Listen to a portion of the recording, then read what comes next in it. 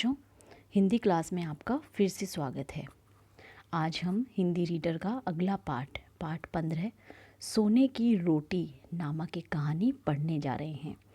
इस पाठ में हमें बताया है कि सिकंदर जो एक महान शूरवीर और प्रतापी राजा था, वो कैसे एक बूढ़ी कमज़ोर महिला के सामने हार जाता है, कैसे उसने अपनी हार स्वीकार की।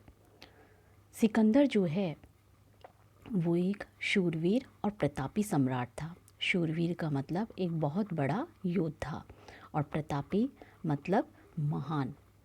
एक महान और एक बहुत बड़ा योद्धा था जो पूरे विश्व पर विजय पाना चाहता था। अपने लक्ष्य को पाने के लिए उसने लूटमार और खून खराबे के बल पर सबसे पहले ग्रीक राज्यों को जीता। यहाँ ग्रीक, फारस, तुर्की, मिस्र, ये सभी जो हैं अलग अलग देशों के नाम हैं। तो सबसे पहले जो सिकंदर ने है, सबसे पहले ग्रीक राज्यों को जीता। इन देशों से काफ़ी धन संपत्ति लूटने के बाद वह तुर्की नामक देश की ओर बढ़ा। वह तुर्की पर भी अपना अधिकार जमाना चाहता था। तुर्की में उस समय फारस का शासन था। मिस्र से लेकर पश्चिमोत्तर भारत तक फारसी साम्राज्य फैला था। मिस्र जो है एक देश का नाम है। वहाँ से लेकर भारत की पश्चिमी उत्तरी सीमा तक फारस का ही साम्राज्य था, फारस का ही राज्य था। ऐसे समय में सिकंदर नामक जो वह महान शासक था, वह बहुत बड़ा प्रतापी, वह बहुत बड़ा योद्धा जो था, उस सिकंदर ने इस पर आक्रमण किया। उसने धीरे धीरे तुर्की के एक नगर को युद्ध में जीत लिया। तुर्की का जो एक नगर है, एक शहर जो था, उसे युद्ध में उसने जीत लिया।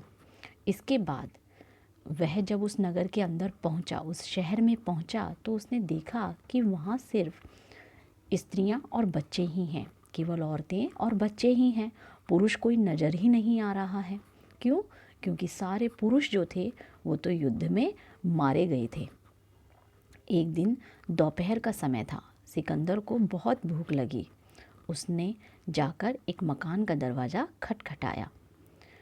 कई बार खटखटाने के बाद एक बूढ़ी सी औरत, एक वृद्धा जो है, वो बाहर आई। सिकंदर ने उससे कहा, भूख लगी है, घर में कुछ खाने को हो तो दे दीजिए।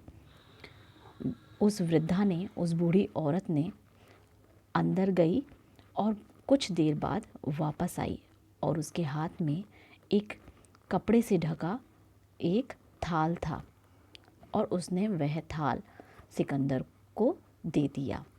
सिकंदर की ओर बढ़ाने के बाद, सिकंदर को देने के बाद, सिकंदर ने जब उस थाल पर से कपड़ा हटाया तो उसने उसमें देखा कि खाने की जगह, भोजन की जगह उस वृद्धा ने, उस बूढ़ी औरत ने सिकंदर को गहने दिए। उस थाली में क्या रखे थे? गहने। सिकंदर को पहले ही बहुत भूख लगी थी और उस थाली में भोजन ना देखकर, उसके स्थान पर गहने, जेवर देखकर उसे बड़ा ही गुस्सा आया। उसने गुस्से में वृद्धा से कहा, ये क्या मैं गहने खाऊं? मैंने तो भोजन मांगा था। वृद्धा ने जवाब दिया, सिकंदर है ना तू? हाँ, बहुत सुना है तेरा नाम।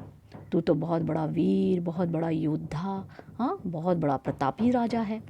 तुझे तो लूट मार और खून खराबे के अलावा और कुछ अच्छा नहीं लगता। वो भी क्यों? क्योंकि तू सिर्फ अपना राज्य, अपना साम्राज्य फैलाना चाहता है। तू जिस भी राज्य पर आक्रमण करता है, वहाँ लोगों से, वहाँ की जनता से तुझे कोई मतलब नहीं है। केवल तुझे मतलब है तो वहाँ की संपत्ति से। तो तू केवल सोना ही खाता है, सोना ही पीता है और सोना ही पहनता है। तुझे केवल धन संपत्ति की भूख है, तुझे भोजन नहीं। तुझे सिर्फ पैसा, सोना, चांदी, हाँ, यही चाहिए। और ऐसा ही सोचकर मैं तेरे लिए खाना नहीं लेकर आई। तेरे लिए क्या लाई हूँ? आभूषण, ये जेवर, ये गहने लाई हूँ। वृद्धा ने बेधड़क होकर आगे बढ़ कर के ये सारी बातें सिकंदर से कही। बेधड़क, जिसका किसी बात का कोई डर नहीं हो।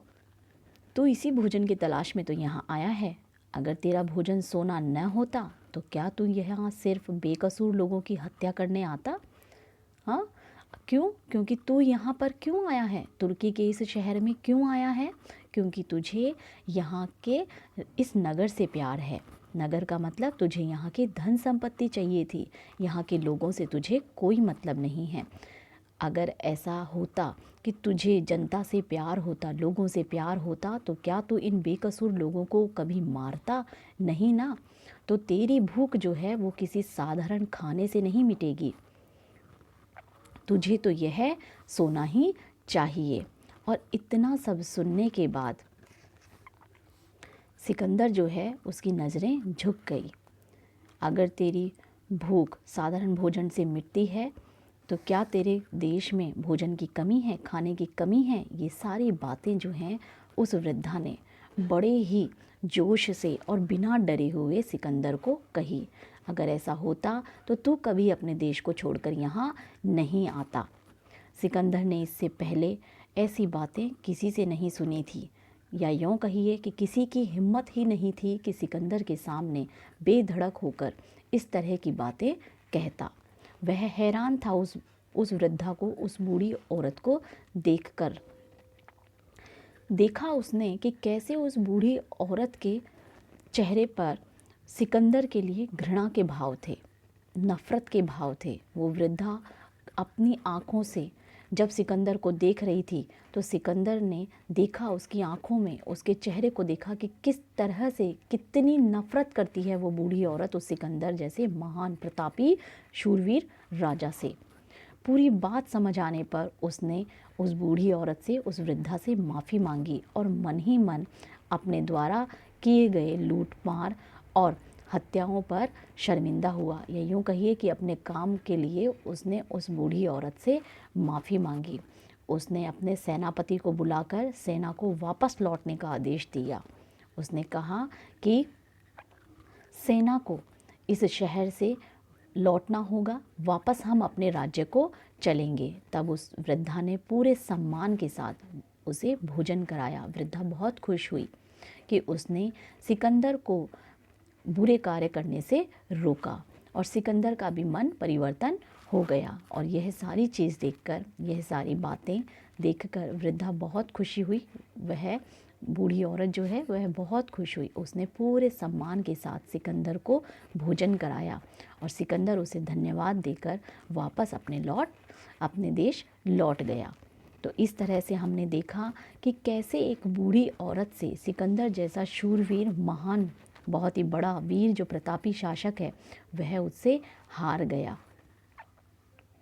तो हमें कभी भी अपने लक्ष्यों को प्राप्त करने के लिए कभी भी बुरे कार्य नहीं करने चाहिए।